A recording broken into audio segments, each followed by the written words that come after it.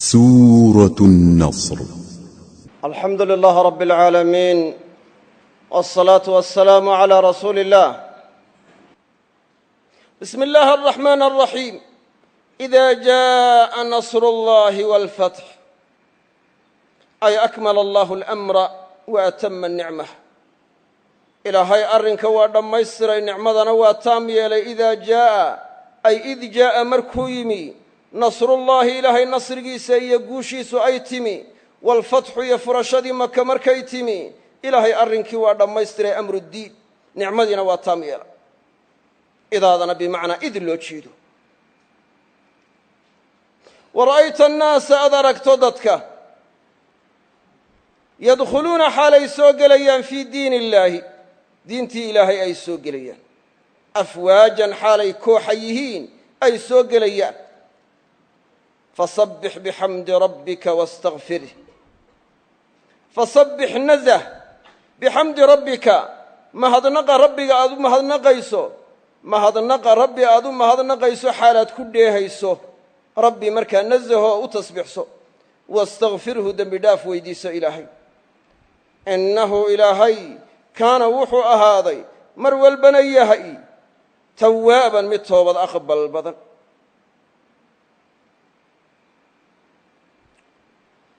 suuraddan waa suura madaniya, waxaana cabdullaahi bnu cabbaas ka sugnaatay xadiiska muslim saxiixa ku soo wariyey inuu yidhi suurad dhammaystiran oo iyadoo dhammaystiran soo degta tii ugu dembaysay waa tee.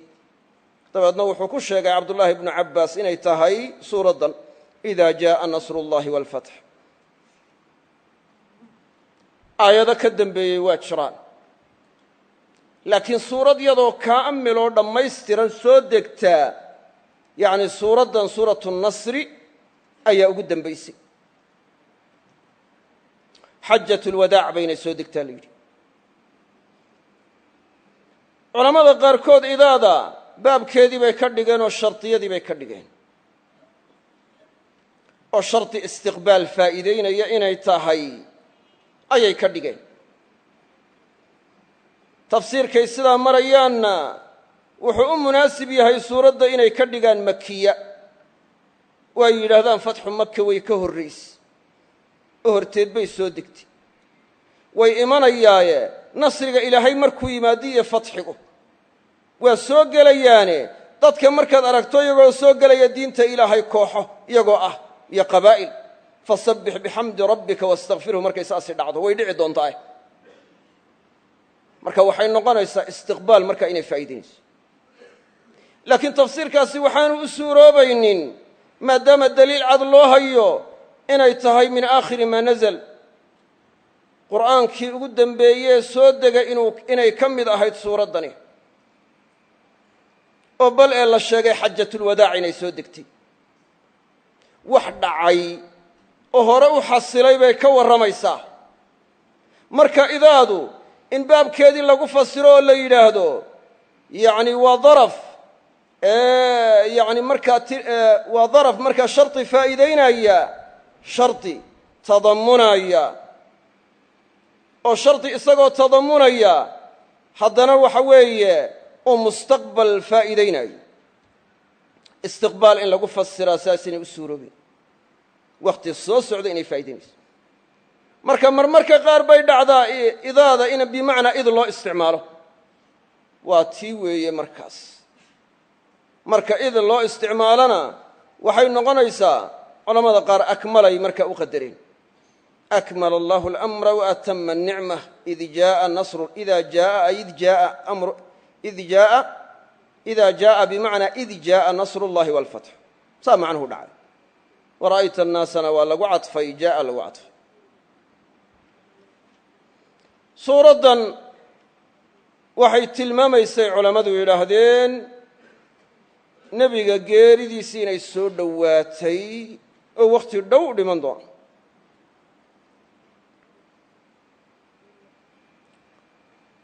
cumar bnu khadaab radia allahu canhu wa ardaah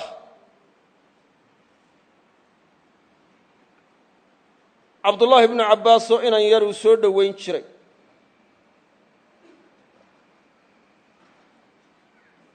markaasaa odayaasha waaweyn iyo dadka waaweyn ee ula tashanayo ayuu majliskooda soo fadhiisin jiray. markaasaa dadka qaarkood waxay yidhahdeen inankan yar maxaa markaa ragga waaweyn loola soo fadhiisinayaa, oo bimacnaa inamadii kale la asaagga ahaaba la soo fadhiisin maayee isaga maxaa loo keenayaa golaha. markaasaa cumar wuxuu uhi innahu min xaysu calimtum, inankani wuxuu ka ahaado ka yimi halkaa garanaysaan, bimacnaa waxa weeye waa aalu beydo waa nebiga sala allahu alayh wasalam qaraabadiisii.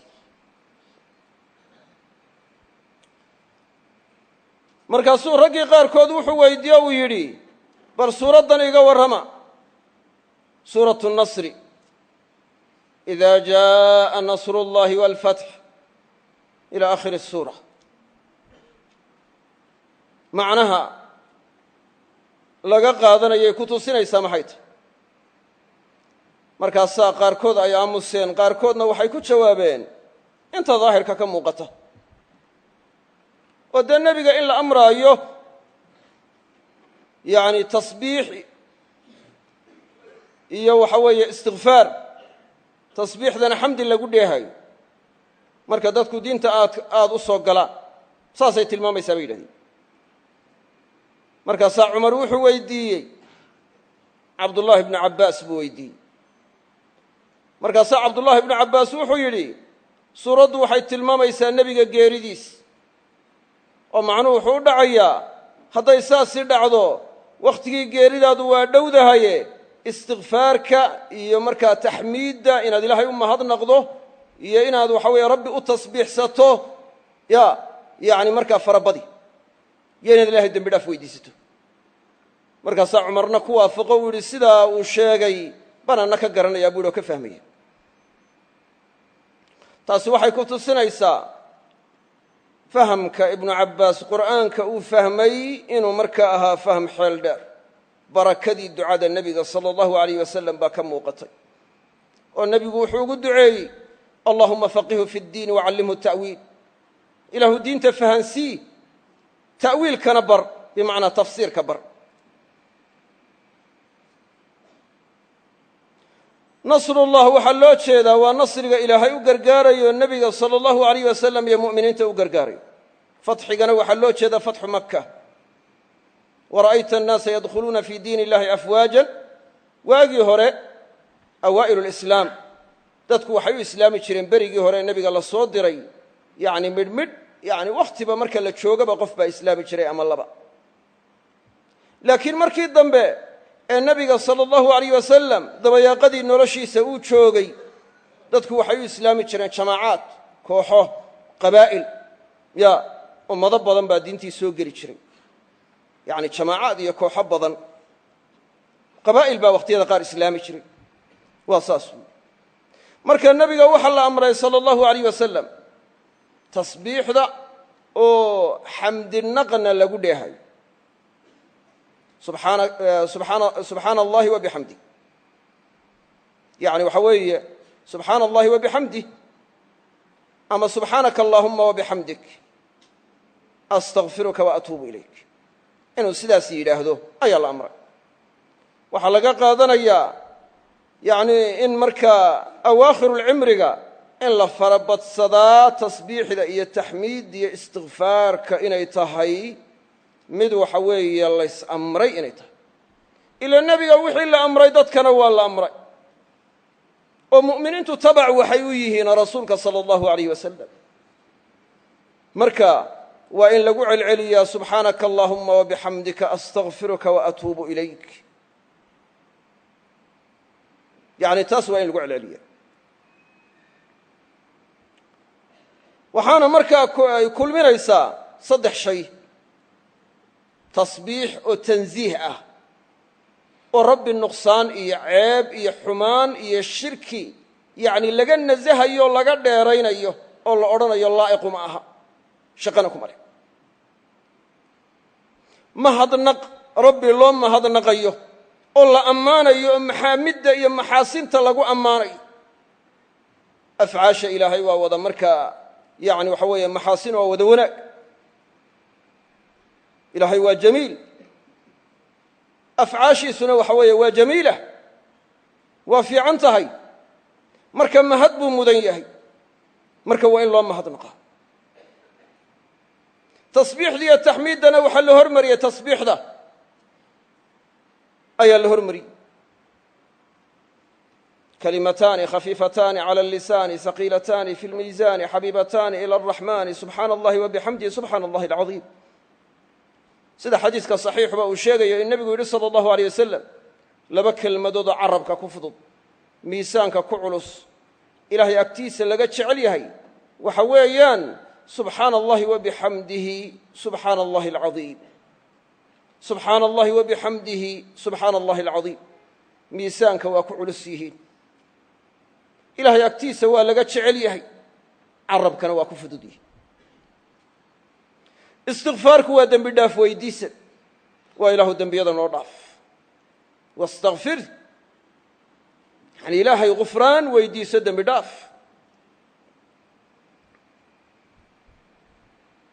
nebiguna sala allahu alayh wasalam waa fuliyey. waxay saxaabadu yidhaahdeen majlis keliya uu nebigu fadhiisto, meel qura uu fadhiisto, waxaan u tirin jiray 70 goor in ka badan ama 100 goor inuu ilaahay dembi dhaaf weydiistay. hadda ilaahay baa dhowrayoo dembiyadii waaweynaa yacni ka dhowray, sakaa'ir inuu daa'imana ka dhowray, sakaa'ir inuu ku noqnoqdana ka dhowray. macsuum weeyi. haddana shay yaroo mar ka dhaca oo qalad ah ayaa markaa nebiga la weyn oo aanu ilaawey. dabeedna markaasuu istikfaar badan la imanaya. bismi illaahi araxmaan araxiim. idaa jaaa nasru اllahi wاlfatx. bimacnaa ilaahay arrinka diinta waa kaamil yeelo, waa dhammaystiray, nicmadana waa taam yeelay. idaa jaaa nasru اllahi wاlfatx, ay id jaa'a, goortuu yimi nasrigii ilaahay, waa wax maadi oo dhacaye. walfatxu, furashadii makana goortay timi, ilaahay markaa arrinkii diinta waa kaamil yeelay. wara'ayta annaasa, nasrigii ilaahay markuu yimi, wara'ayta annaasa, dadkana aad aragtay, yadkhuluuna xaalay soo gelayaan aad aragtay, fii diin illahi, ilaahay diintiisa ay soo gelayaan, afwaajan xaalay kooxa yihiin ay soo gelayaan. fasabbix bixamdi rabbika wastakfirih. fasabbix, nazah oo xumaan ka dheeree, yacni ilaahay, bixamdi rabbika xaalaad ku dheehayso, ku lamaanaynayso mahadnaqa aad rabbi u mahadnaqayso.